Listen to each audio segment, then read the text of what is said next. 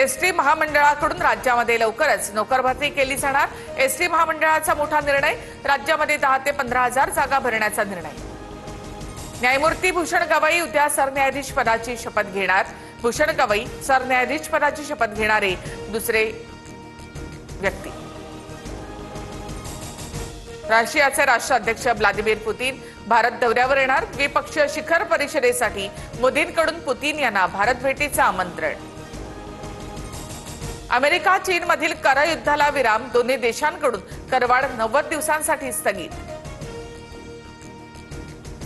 सोलापूरच्या अंबाबाई मंदिरामध्ये उद्यापासून ड्रेस कोड लागू, मंदिर परिसरामध्ये पारंपरिक कपड्यातच जावं लागणार। तिरुपतीच्या धर्तीवर शिर्डीमध्ये डोनेशन पॉलिसी, 10,000 रुपये किंवा त्यापेक्षा जास्त दान करणाऱ्या भाविकांना व्हीआयपी आरतीचा लाभ मिळणार। मुंबईमध्ये काही ठिकाणी पाऊस, मुंबईसह परिसरात 2 दिवस येलो अलर्ट। राज्यातील अनेक भागात पुढील 3 ते 4 दिवस वादळी वाऱ्यासह पावसाचा अंदाज। जुन्नर तालुक्यामध्ये मुसळधार अवकाळी पावसामुळे ओढ्या नाल्यांना पूर, उन्हाळ्यामध्येच ओढे नाले भरून वाहू लागले।